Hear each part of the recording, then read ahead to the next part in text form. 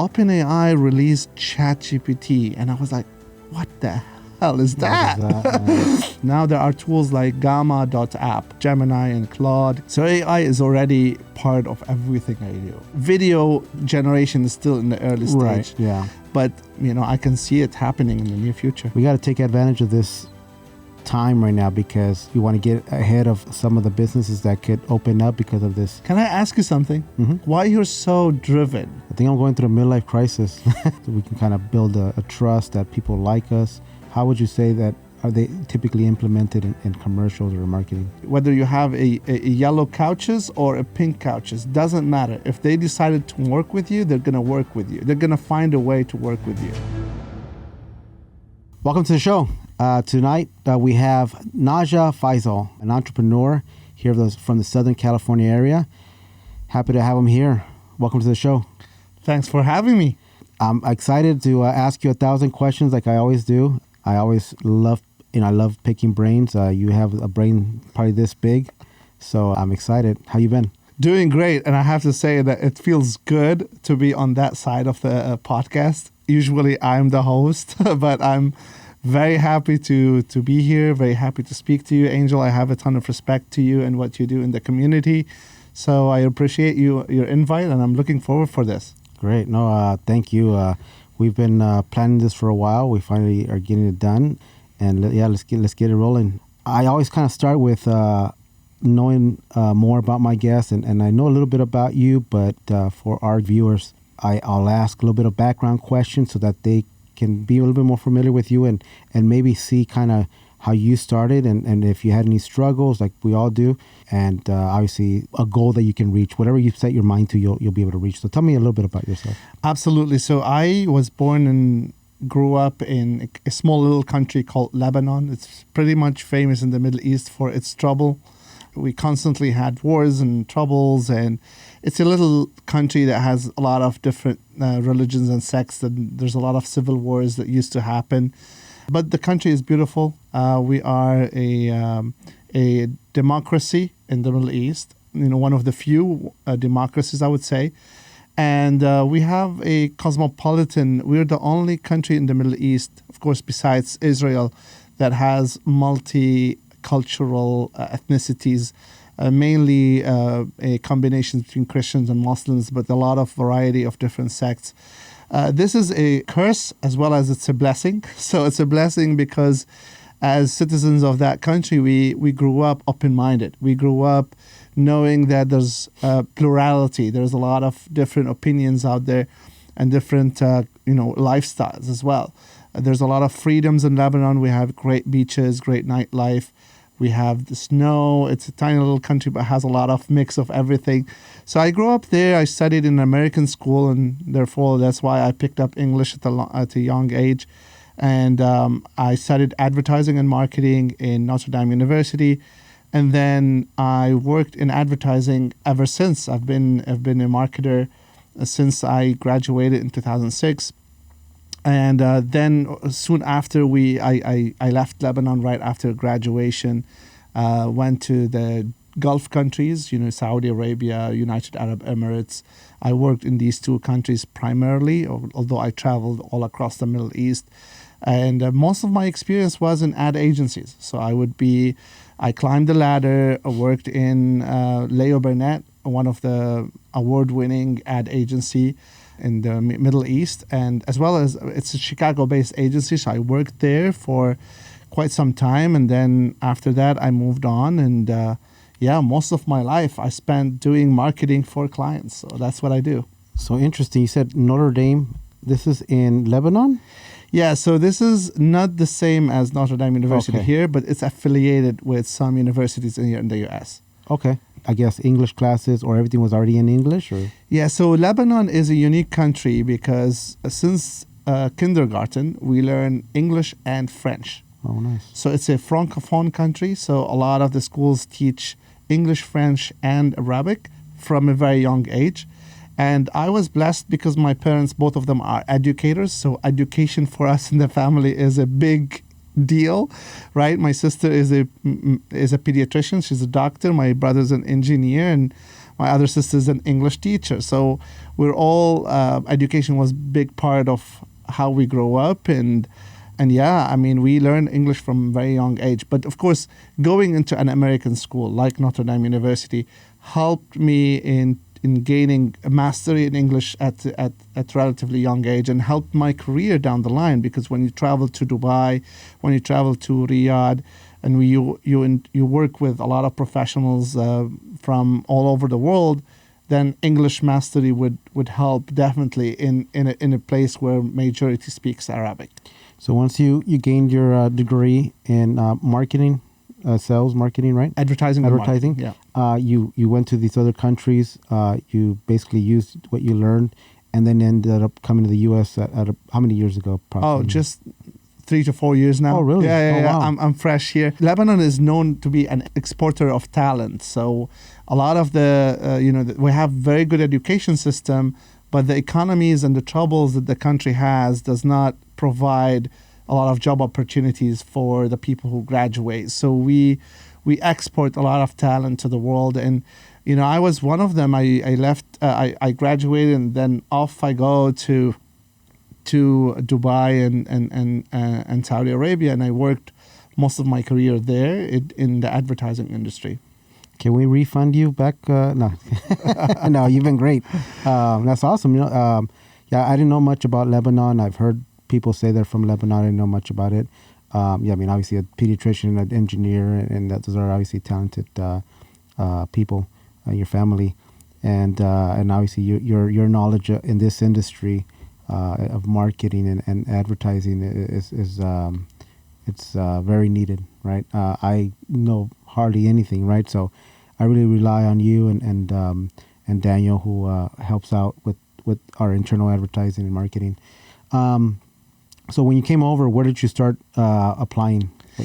So during and before COVID, the avenue of artificial intelligence was on my mind way before ChatGPT came out. So I remember I used to listen to Audible. I'm a big Audible fan. I've been a member for a long time now.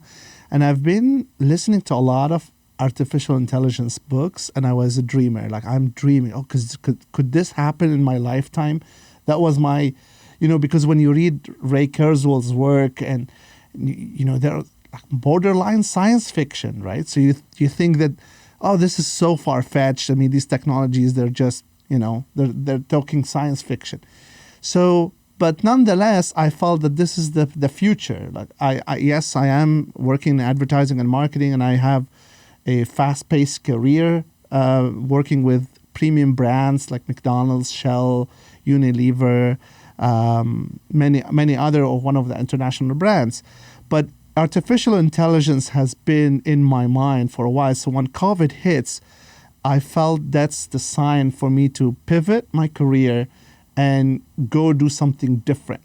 Because I feel like I'm a big believer that, I'm anti-stagnation kind of guy. So whenever I feel like my learning curve, so you're learning in your career, as soon as you hit a place where it goes kind of straight line, this is the time where you have to shake yourself and become uncomfortable again.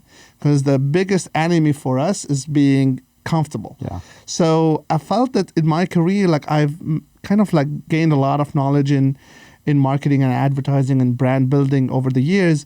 And this artificial intelligence kept whizzing in my mind. I was like, I want to know more about this stuff. So when COVID hits, I felt it's a sign for me to pivot and pursue that. And I started applying for universities here in the US.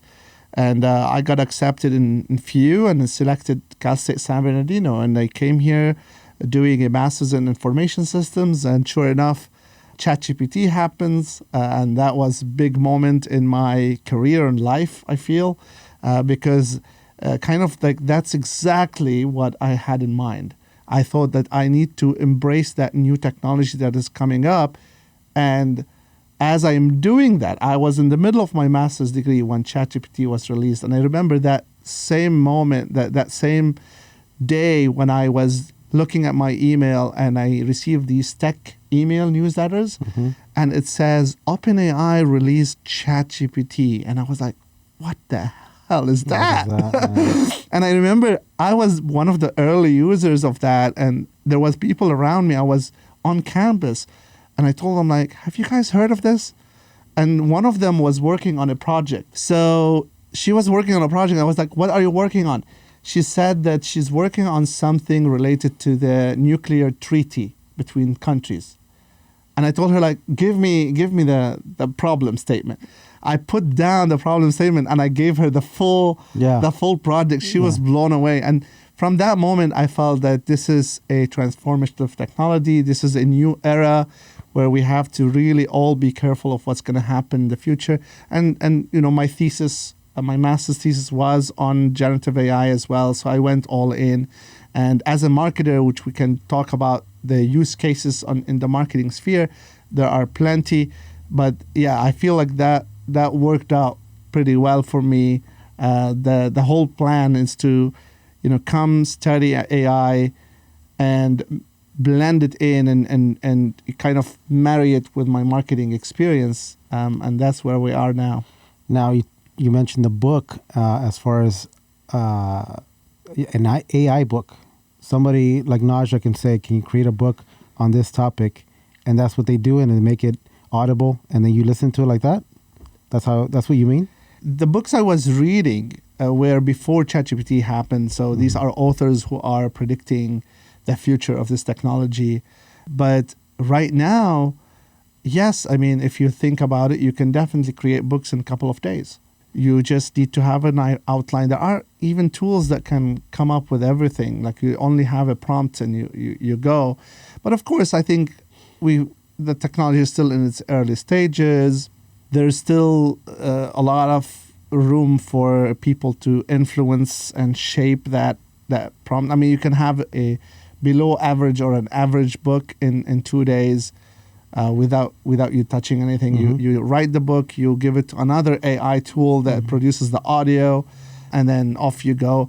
But then if you want to have an award-winning book, if you want to have a high-quality book, then you need a lot of, you need to challenge these large language models. You need to challenge them with good prompting, and you will need to work with them for a prolonged period of time to get them to produce top-notch content. Because right now, think about the internet, there's the good and the bad, and these LLMs are trained on the internet. So when you ask them, they're going to give you average answer. Mm-hmm. They're going to give you average of the internet. But if you want top-notch quality content, then it needs a little bit more work than that. Yeah, I was using it last night, and I forgot what I asked it to do. I think a strategic plan for bigger ticket customers, and so anyways, at the end it tells me kind of a breakdown of what it suggests, and then at the end of that it'll ask me a question: Are you satisfied with this, or does this cover what you wanted? And then I could say, you know, when I said no, be more specific on this and that, and that's kind of what you're talking about, right? Just you kind of have to work with it, and then it creates some other version to kind of mold into what your vision is, right? Yes, absolutely. I feel like we all got a personal assistant on the team, right? Like we all got now an additional member of our team as business owners and entrepreneurs. And I know that you are a very busy person. It's so hard to get hold of you, and for good reasons. I mean, you run multiple companies, and I can imagine in the near future, although I know that you have great team members, but you're going to have multiple AI agents working for you that are literally made out of silicon and not flesh and human. And that's in the near future. That's not science fiction anymore. Yeah, no, I'm looking forward to that. I have talks with my brother as well. We're like, we got to take advantage of this time right now, because whether you want to get ahead of some of the businesses that could open up because of this technology, at least be one of the forefront people that may have whatever type of business because that you use the AI and not be at the end. Like I sometimes find myself always kind of catching up, but this is one of the opportunities, just like when the internet started or opened up, and I mean I know the internet's been around forever, but like in the 90s I think it's when it really kind of was commercialized, right? But so how have you applied AI into what you do? So AI is already part of everything I do. like from brainstorming ideas. Whenever you're thinking about ideas, I have a separate screen dedicated for ChatGPT. This is my AI of choice. I know there's Gemini and Claude. Claude is doing great work, and it's becoming a very good, strong contender to ChatGPT. But because ChatGPT knows all my history now, Yes. and that is a very important factor, Yes. because it knows my business inside out. It knows myself, my style of writing, all of that stuff. So I have a separate window for ChatGPT. And lately, I've been using a lot the audio feature. So I will press the audio kind of when you're sending a voice note for someone. So there is a feature where you put the voice note and you start talking. Hey, I'm thinking about this. My client is doing this. What do you think of us doing that or that or that? And then, okay, off it goes. And then start building all of that stuff. And I was like, oh, I like point number 1, but I don't like point number 2. So I talk to it. Literally, if you have a camera in my office, you'll think I am living with a personal assistant. Yeah. Because I'm always talking in natural language. That's very powerful. So AI is always there. But there's also other tools now that are really great. For example, you want to create a presentation, right? PowerPoint. I used to spend hours and days to create PowerPoint presentations. Now there are tools like gamma.app. This tool, you just give it a prompt, create a presentation for me, a sales presentation for Toyota Arena about, XYZ. And press enter, and it fleshes out a fully fledged, well-designed presentation. I mean, this is what was unheard of. I mean, you can achieve so much. There are tools that are creating also some videos. Video generation is still in the early stage. Right, yeah. But, I can see it happening in the near future. Now, I'm a sucker for this type of technology. And so, again, my brother and I were talking about, are you a bit concerned as far as the kind of your privacy and that it could be used in a way for evil in the future? I'm all in. Use whatever you want from me. I don't care. I guess use my voice, I don't know what else, but my ideas or whatever I have in mind. But I'm all in because I kind of want to really take advantage of this type of technology. How do you feel about that? I love this question, and I get, when I was doing my AI podcast, I was asking a lot of questions around this. I think I've given up my privacy a long time ago, even before ChatGPT. I've given up. I mean, once you sign up for Facebook, you've given up your privacy. Yeah. And it's funny because I used to work in an agency and back in the Middle East, and we used to run a lot of ads with Facebook, like massive amount of budgets. So they kind of allocated for us an account manager. So they give us like an employee of Facebook who comes to our office, right? And I've been noticing a lot, like you will be talking to some friends of yours about you're buying a car or something. You haven't really texted or said anything, and all of a sudden your feed start be filled with car ads.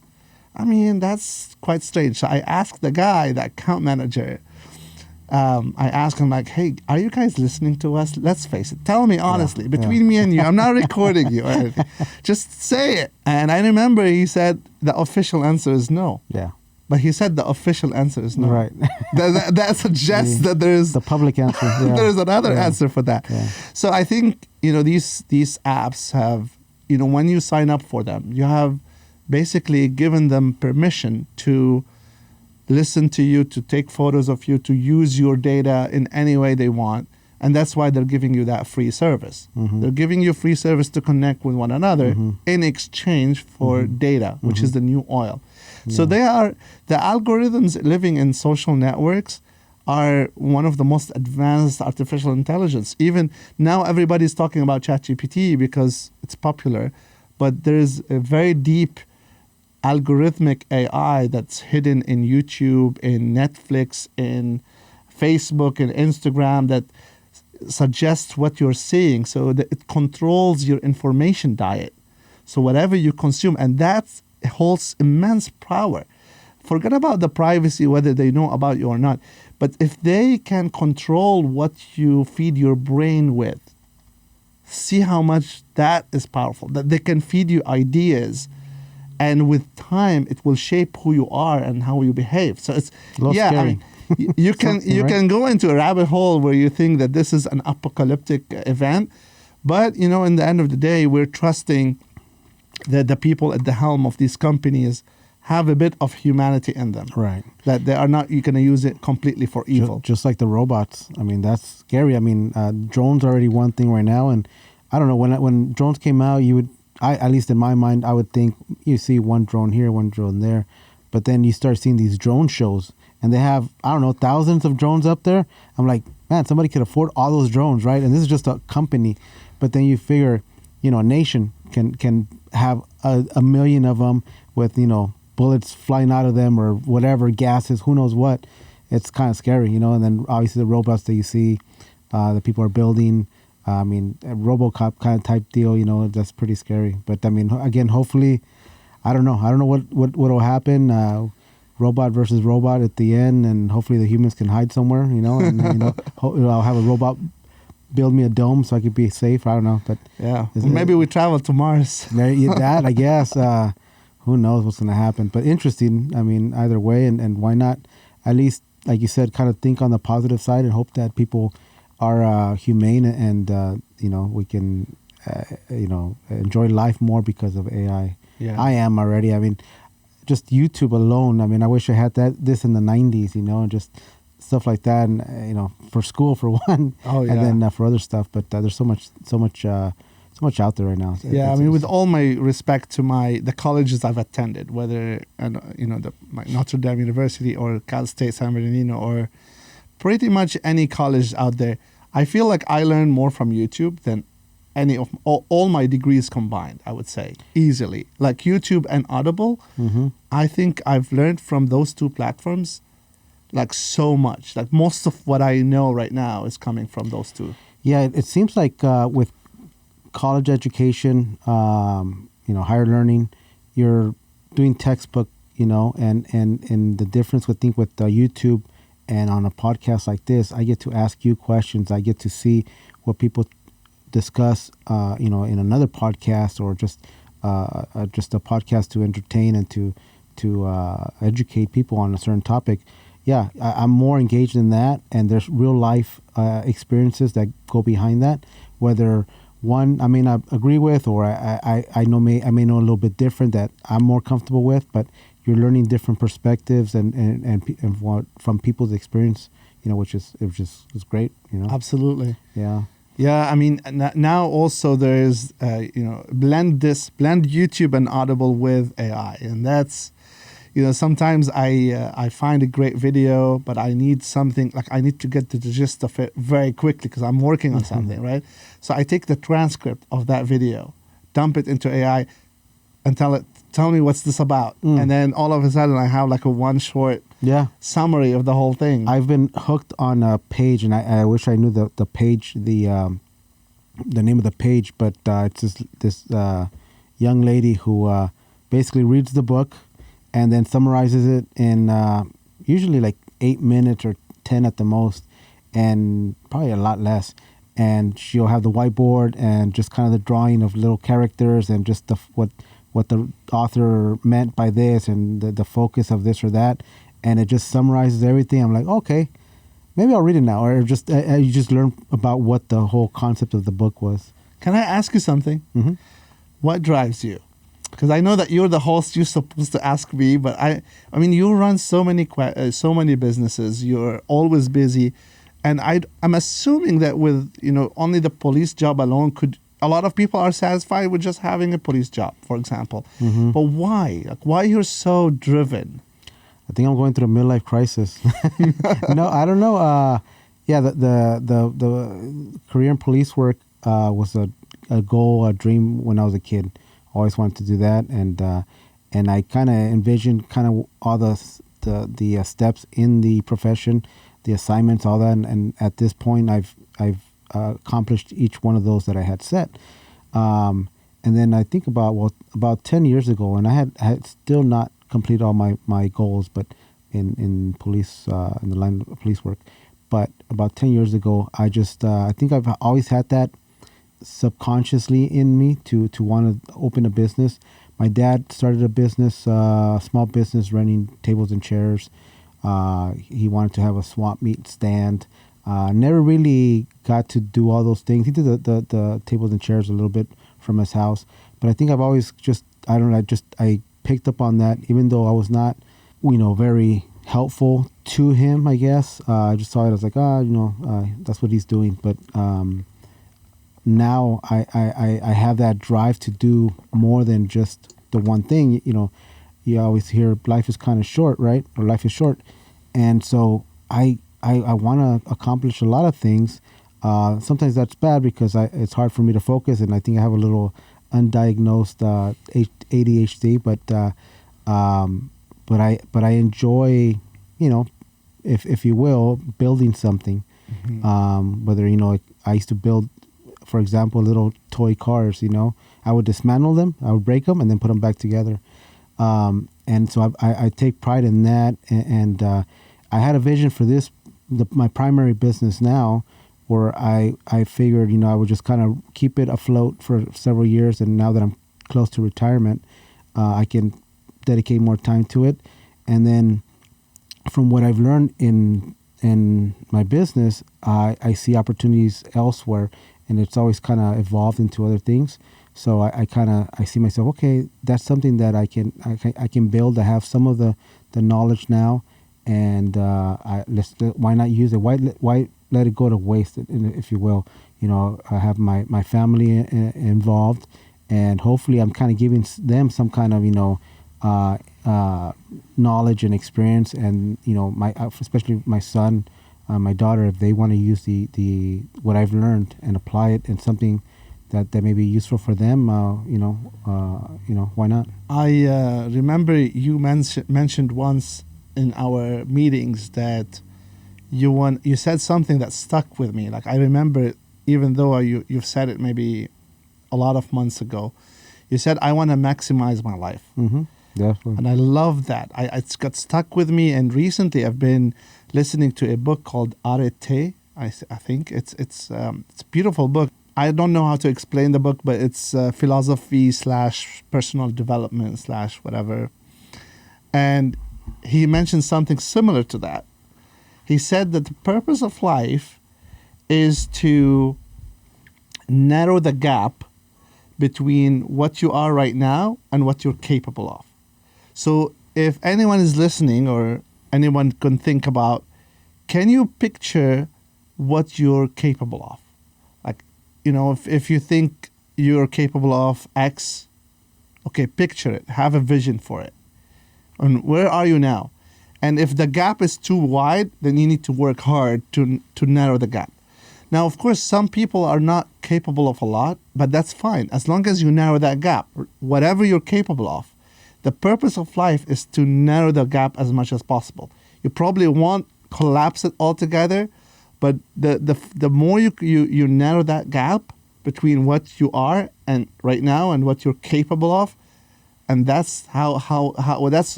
a life well spent. So something that stuck in my brain, speaking about brains, is studies show that you only use 10% of your brain, right? So whether that's true or, I've heard there's other thoughts about that, some other studies, but either way, that stuck to me. And I always thought, well, if my brain's only using 10% of its capability, I'm thinking, well, I could do so much, right? I just started learning how to play the keyboard, playing the piano.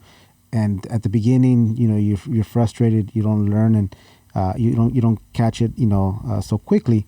But it takes practice, of course, like anything else. And now I know maybe 5 or 6 songs that I like to play, and I'm like, well, it's doable, and I knew that going into it, even though I was going to go through some frustrations, and with that, I want to maximize, like you said, my life, everything that comes to mind, anything that could improve my way of life, my family, that I can pass on. And I've always figured, at least in my family history, has come from a lot, to where I'm at right now.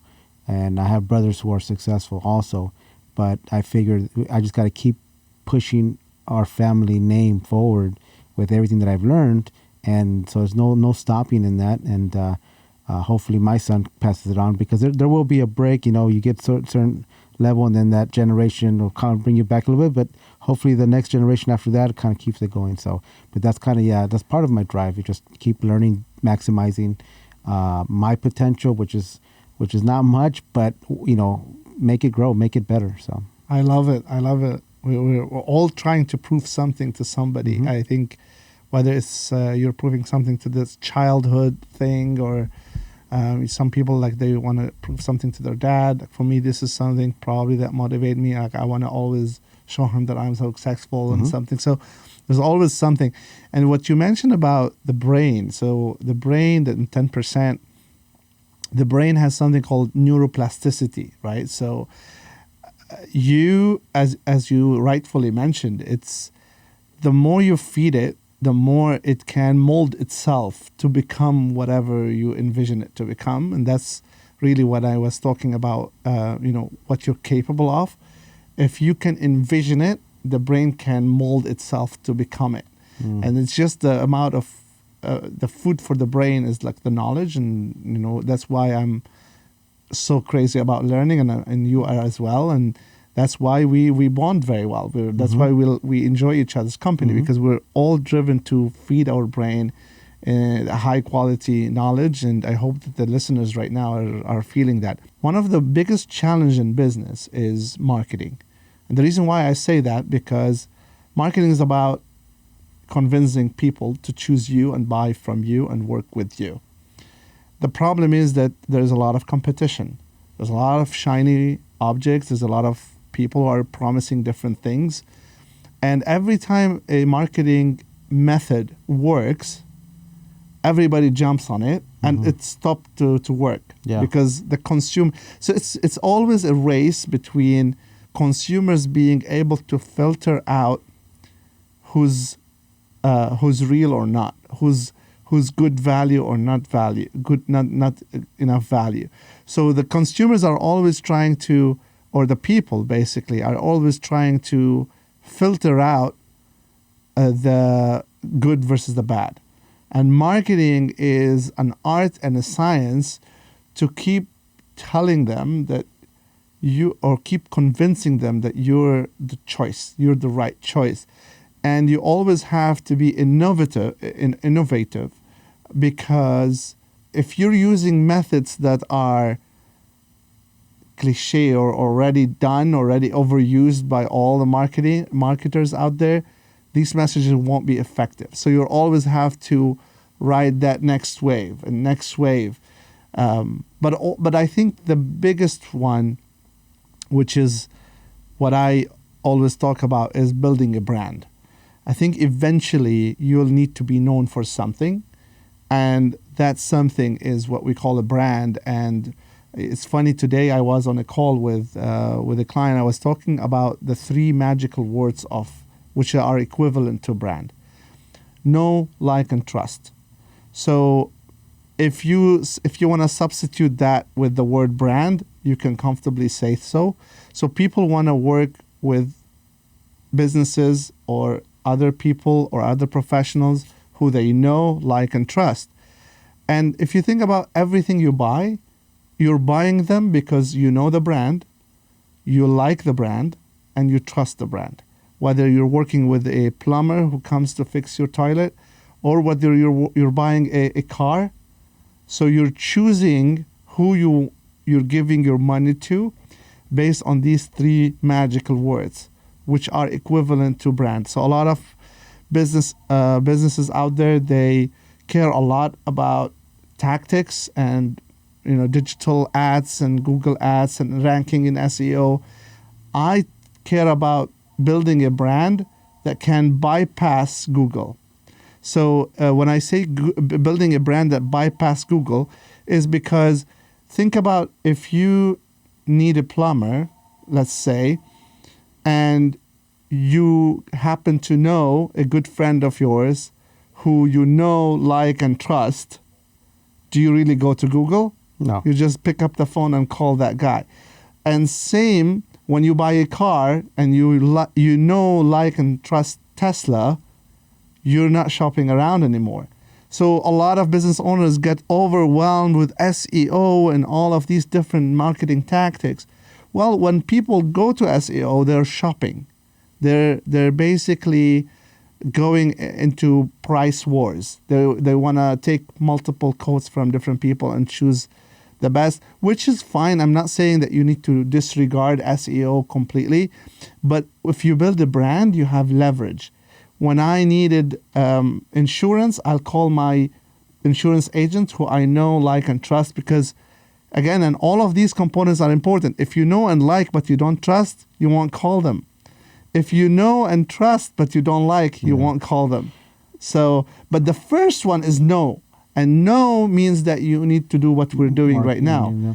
You know, we're recording a podcast, we're putting ourselves out there. That's part of achieving visibility so that people know that we exist.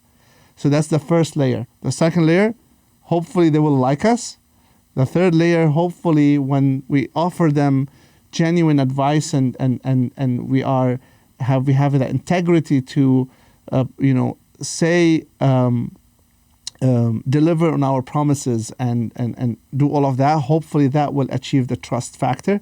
And once we tick all these three boxes, we're done. That's marketing. That's marketing summarized in 3 words. How is it typically implemented in, let's say I commercialize, I make a commercial about these chairs to rent them out. A video maybe showing the items or customer reviews so that we can kind of build a trust that people like us. How would you say that are they typically implemented in commercials or marketing? Yeah, so the first thing is they need to know, like, and trust Halo Events or you. Mm-hmm. And the decision to work with you is already there. Now, whether you have a yellow couches or a pink couches, doesn't matter. If they decided to work with you, they're going to work with you. They're going to find a way to work with you. Or maybe they can tell you, like, hey, Angel, I love working with you. I just need a yellow couch and you don't have one. And you will go and you bring them one, right? So I think the brand is a lever. It overpasses every obstacle. And that's why building a brand is monumental. It's very important for any business, and it's usually overlooked for short-term gain. So short-term gain are like doing these old tricks to running on the latest fad to get people's attention. Like nowadays there are these Facebook ads who the ad starts by some crazy thing like rolling over, and then all of a sudden the guy comes and starts selling to you. Like, this is not good practice, because you're tricking me to pay attention to you. Mm-hmm.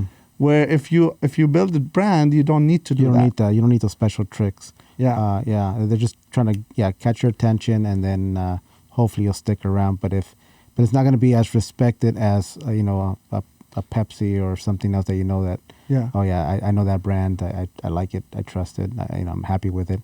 Yeah, and having a conversation with a customer today, that's probably one of the better ways too to kind of build that. Someone who doesn't know us, probably she mentioned she loved our website, she loved our products, our prices, and everything. But then I think the conversation I had with her, making her hopefully feel comfortable, it created more of that like and that trust, right? Yes, absolutely. So a lot of people, when I say those things, they will be like, "Oh, how can I apply it? How can that be relevant to my business?" Well, first of all, most of what we work with are small businesses, and most probably, I wish that our voice can reach bigger businesses because the same principles apply. But most of what the people are listening to right now are going to be small businesses. And small businesses, by definition, by the way, according to the U.S. government, 500 employees and below are small businesses. So no matter how much you think about your business as big, do you have more than 500 employees? Now so you are a small business. So small businesses, personal branding is very important. Personal relationships is very important. I always tell, you can build a business without even a website. Like, you can build a business completely off the internet. just with the relationships you have. If you look at your phone, you can if you build and sustain and nurture relationships with your customers and potential customers, that is business. That is the business. Because you as a business owner, as a personal brand, you are the business for the most part. And even big brands, like, they rely a lot on the leaders like Elon Musk has more followers than Tesla. Tim Cook has more followers than Apple. These are influential personalities that, they are key to the success of the business. The people trust Tim Cook and Elon Musk, and that's why they buy the Tesla. So the personal branding is vital for any personal business. And that's part of like building that trust and that, visibility and likability. So I definitely have to improve my life and be a nicer person. I am, I think. Yeah, no, I definitely believe in that. I think we've been able to retain a lot of customers. The majority of our revenue is from returning customers, and I'm proud of that. Our reviews are great, and so I've always had that in mind when running the company. Is that good service? We'll kind of flip backwards. If somebody needs the yellow sofa, I'll try to figure it out. If it's last minute, I'll try to figure it out, and I think that's helped us just in many ways. So yeah, absolutely. What do you see as the current form of marketing, the most popular one right now, and what do you see for the future? Again, the ultimate goal is building that brand that people know, like, and trust. Now, most people spend their time on social media. So there is one avenue which is offline, which you probably can join the Chamber of Commerce, network with people, getting your name out there, Business Network International, BNI. These are offline activities where your time is in service for your business. So you go spend time with other people, and they in return, hopefully, they give you business. Now, the problem with this method, the offline method, is not scalable. So you only have 24 hours a day. There's that many limited number of opportunities to network. And therefore, how can you reach more people? There's a limit to that. There's a cap to that. And that's what we come in, right? Like, we as, marketing professionals, we try to bring you on the internet to scale your visibility, your likability, and your trustworthiness. So what we do that with content on social media, because this is where the attention of the people is. So, Gary Vee has this famous book, Day Trading Attention. So marketing is all about day trading attention. If we can capture and hold the attention of our prospects, we have a higher chance to achieve the know, like, and trust methodology. So you start with content. Now you may ask, what do I talk about? Well, think about value to your customer. How can you give them value in terms of knowledge to your customer? That's what you need to focus on. Basically, we all should be content creators and educators. And we educate people about our service. Like, for example, every day I'm learning a lot about different businesses that I never thought even possible. Like, I was talking to someone who has an HVAC business, and he told me, there's these thermostats now that can connect with Alexa and Siri. Well, I did not know that. Now I know. Now I'm having more incentive to buy. So if this guy is educating us on social media, if this happens in my feed, okay, I'm at 10. But then the problem is, okay, how you encourage your audience to take the next step. They've seen the content, great, amazing, but we need a call to action to take the next step. Now, a lot of the business, their call to action is book a free consultation if they're professional services, or go to our website and shop. 90%, this is equivalent to proposing marriage on a first date. Because when you ask for the sale right away, you're skipping the like part from the know, like, and trust, right? So I think everybody out there is like, okay. Yeah, great analogy. Really, because so there's a phase in between from being a stranger to being a customer. You cannot bridge right away. There is a phase in between, which is in professional services called lead, where you have a lead and then you nurture the lead.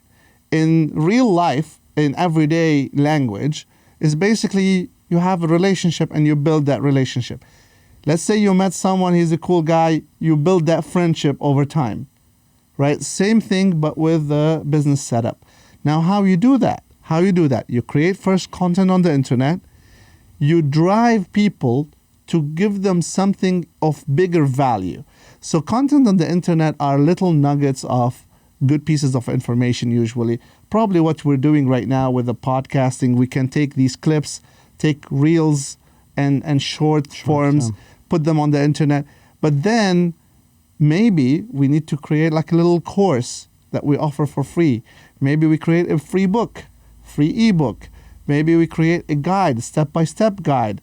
Maybe in your case, you have your catalog online. So if people are interested, they download, they see all the catalog. Maybe you have a checklist of what are things that you need to take care of. So that, what we call lead magnet in our lingo, is a free content or something of value that you offer for free on your landing page, on your what we call website, okay? So when you offer that, you're basically saying, okay, download my guide, and in order for you to download my guide, let's have a one-on-one conversation, which you as the prospect can opt out anytime.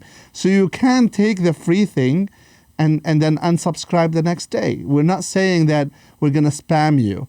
I'm very much against that. But we're saying, okay, you like our content, you want to download our step-by-step guide, which is valuable to you. In exchange for that, you will give us your email address so that we have one-on-one conversation. Now, the one-on-one is more value in your unbox. It's not like we're going to be selling you every day, buy from us. It's not going to be like that. But we're going to give you more value. And as we are giving you more value, it's kind of a giver's gain mentality. There's a law in human relationships called the law of reciprocity. So if I hand you water when you need it, you will feel indebted to me to give me back.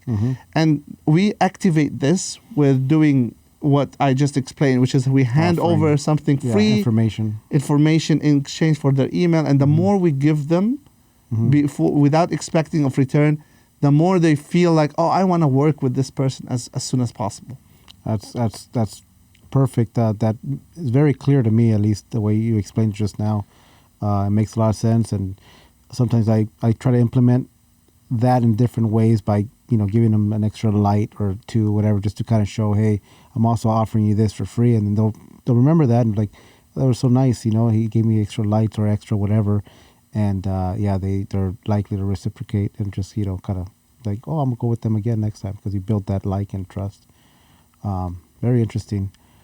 Cool. Well, I think we got a lot of information. There's a lot more that we will have you back on for sure if you don't mind. Absolutely. There's so many things to go over. But thank you either way for the time you gave us today. Looking forward to the next one. I appreciate you coming in, and thank you very much. My pleasure, Angel. Thank you so much. Thank you. Have a good night.